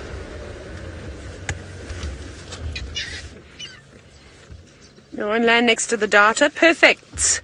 One we have not seen for a long time and definitely dwarfs both the pygmy and the Malachite kingfisher in stature as well as the size of its beak. My goodness, I reckon the size of the bill of the giant kingfisher would be as long as a pygmy kingfisher in total. And then, like I said, the African darter just sitting below it. Very, very nice to, of course, see. I don't know when I last saw a giant kingfisher. Very cool. Very, very pretty. That one's got a lot of brown on the chest. Now, if I go back to kingfishers, I'm trying to remember, I thought it was the female giant kingfisher that had more brown on her chest, but I shall confirm that in 2 seconds. No, that's a male. I talk nonsense. It's the male that has got the rufous. Luke is quite funny. Luke is sitting in FC and he said that if the rule is that, oh, got it, it got something, got a fish. We'll see where it lands. If a male, what did you say, Luke? If it's got a hairy chest, it's a boy. Yes, so there we go. So it's the male that's got the rufous on top of the breast, and then the female that's got the sort of the rufous a little bit lower down on her belly. That's a massive fish that this kingfisher has caught. You can see they're desperately also trying to get rid of all the water on its feathers. Again, they've got to dry themselves off naturally. Very nice. Jean-Andre, do you want me to go forward a little bit? Or I think, because I don't think we're going to disturb it. If you stay there, okay, everybody, the camera's going to move a little bit, but we don't want to take it off. I'm going to shuffle like 2 centimeters forward, and that'll be even better. But we just want to keep our eye on it. Did it fly? There we go. That's better. Sorry about that, everybody. I just started the car in order to quickly get you a better view. Look at that big fish. What are you? Are you a tilapia? It doesn't look like a catfish. It's definitely something else. Very nice. Banging it So no way you're going to be able to eat that big fish. That's huge. Let's see. Desperately trying to kill it. Some of the scales are coming off in the process. That's what you can see. And now it's going to try and position itself so that it's head first before it swallows it. Look at all those midges as well flying around. That's not confetti to congratulate that kingfisher. Those are just annoying midges, my favorite. Come on. Let's see, I think it's dead now, kingfisher. But of course, I just want to make sure. You wouldn't want to have your dinner try and have its last fight as it, you're getting it to go down your throat. Remember, if they don't kill it properly either, you can see that this little fish and its sort of dorsal fin that it's got there, it'll keep that erect, which won't allow it to swallow it very well. It could jab it in the throat. So it wants it to die so that it can't erect them. Oh my goodness, head first, all the fins flat. And that did that so easily. Now surely you're going to get indigestion. Do you need a Rainies now after eating that big meal? That's so cool. Right. Hey, I think we should just stick to birds this morning. I know Brent is desperately trying to do birding, and we're trying to do everything but birding, but the birds just keep showing themselves to us. From the juvenile Gabar goshawk being attacked, and I think also trying to catch a barn swallow, and then, well, rookie error, shall we say. It was quite nice, though. Lots of different birds. I still don't know if we were looking at a malachite or a pygmy kingfisher. I think it was virtually impossible to tell, just because of the light, making it look brown.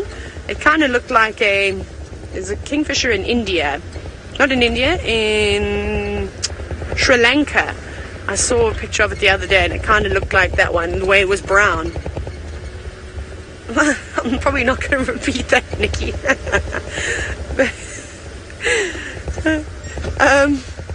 The last time I was here, I actually saw dragonflies on this quarry tree. Let me see if I can get lucky. No dragonflies on the quarry tree today. We had that really cool sighting one day where we had one just sitting here. Okie dokes, right, I'm going to send you back across to Djuma, where Brent wants to finish something with all of you. Well, I think it's quite difficult to just choose 5, but I think this is one of the most colourful, the purple-crested Turaco. And the Turaco family in general have quite a lot of colourful birds. But the Rosses is a very rare vagrant here. We see them in the Mara, though. And you can see the green Turaco super complex. Neisner, Scallows, and Livingstons are all quite similar. Also very colourful. But I think possibly, let's have a look quickly here at Chop. I think some of the more colourful birds we get out here are definitely the sunbirds as a family. Scarlet-chested, amethyst, and there's lots of very beautiful and very colourful sunbirds.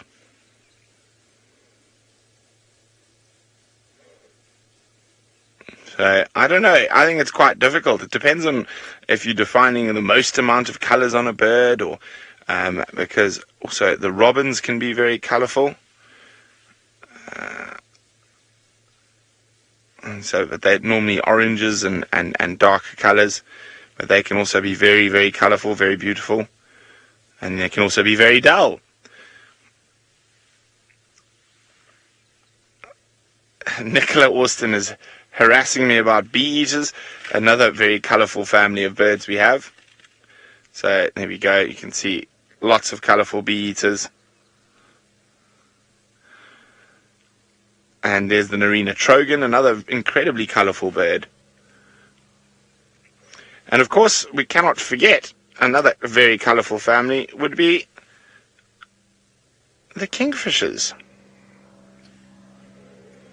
And you can see most of them showing some form of nice coloration. And then back into the bee-eaters. I don't know, I think choosing 5 would be incredibly difficult. There's always one. Luke says the roller, the lilac-breasted roller. Yes, I know, but they are quite boring. I prefer the broad-billed roller. I think it's more colourful, or more striking than the lilac-breasted roller, at least.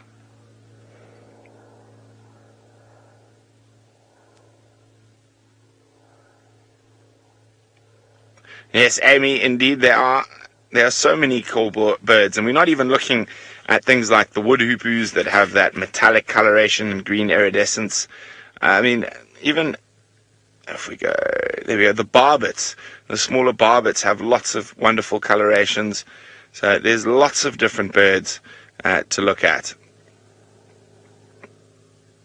Woodpeckers. But I see it depends on what you define color as. We can just keep going. I mean, even the franklins and stuff, even though, and the quails, and you see blue quails, they're very colorful. There's other birds that have colorful personalities, like I've even forgot about fork-tailed drongo. We've got bishops as well. The bishops are incredibly colorful.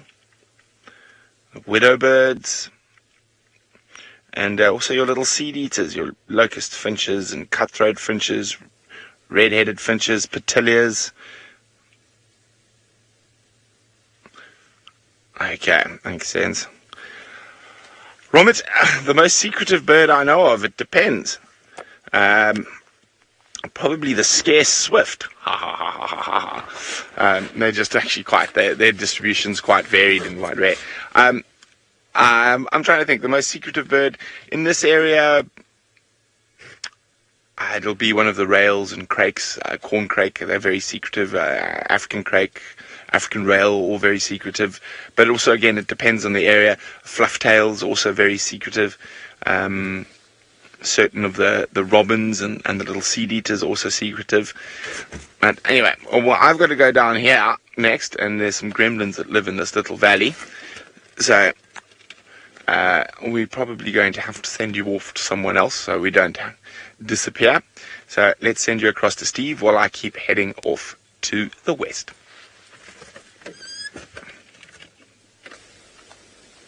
Thank you, Brent. Beautiful birds indeed. I would love to know what list you came up for colourful birds. There are a marvellous number of them, and I think probably number one would be the lilac-breasted roller, I think. So I found a wonderful grass, a grass that goes unspoken of most of the time, and it is very easy to recognise by these beautiful sort of purple fluorescence. Got a sort of a pinky purple to them. They're quite pretty, and my opinion is nature is absolutely wonderful. We speak a lot about sweet grasses. This is not a sweet grass. If I pluck that out there and have a little... No, it is not nice. It's sour, it's got a chemical taste, and this is in fact known as stink grass. Now you might want to know, why am I talking about a grass that tastes bad? What is the purpose? Now essentially this is a grass we call a increaser 2, which means it increases when there's a lot of disturbance. And what we're seeing now, there's lots of green leaves on here. This is in fact known as stink grass.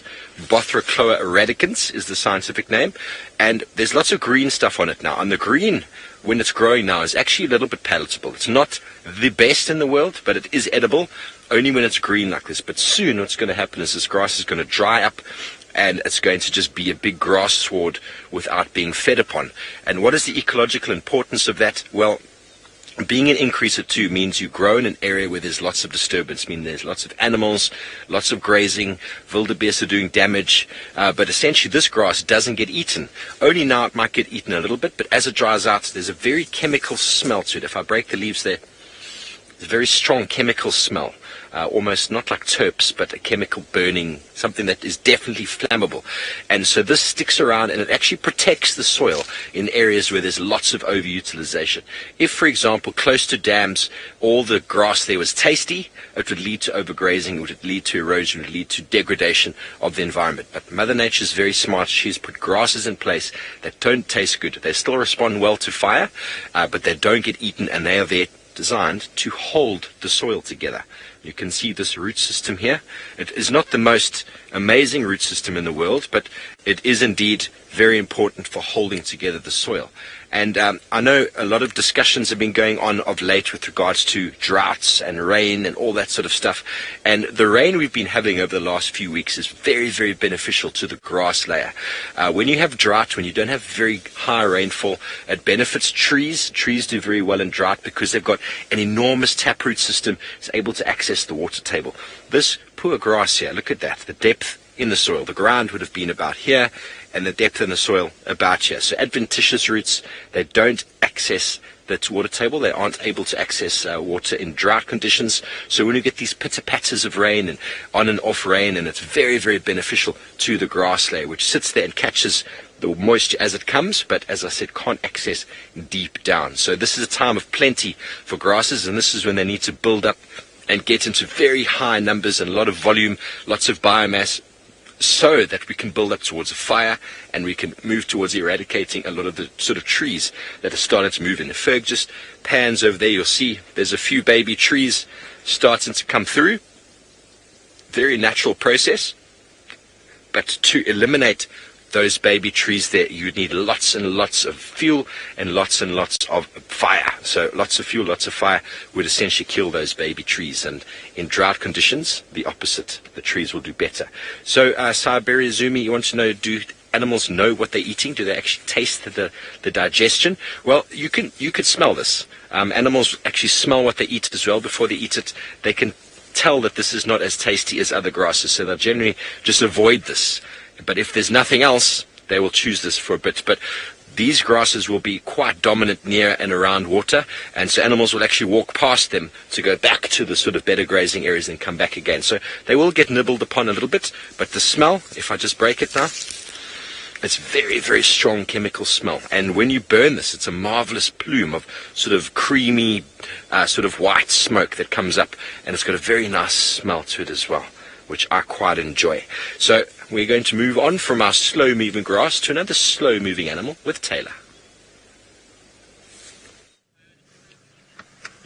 We do, and I don't know where this little one has come from, because it definitely wasn't sitting here at some point, and you're probably going, Taylor, what are you talking about? Well, as Chandra slowly zooms, something should appear, become a little bit more obvious than what it was. There it is. I bet you've all seen it. It's not a water monitor, that's for sure. It's Snappy, one of the very many little crocodiles that, well, have been seen around Chitwa Dam. Hello. Just enjoying the warmth now, as it has been quite a cold day. I'd love to catch one of these just to be able to measure them, not to do anything else, because it would be nice to see how quickly they're growing, because they do kind of double in size fairly quickly. I mean, normally we wouldn't want to catch anything, but it is quite cool to see how quickly they go. Now, Saskia, crocodiles and hippos getting along. There's kind of an unspoken law between the two species. You leave me alone, I'll leave you alone. I think that hippo was going, yep, Taylor, you got it right. However, a crocodile every now and then cannot help itself. And they do try and go for young hippos. Oh, some Egyptian geese swooping right past it. Snappy didn't even flinch.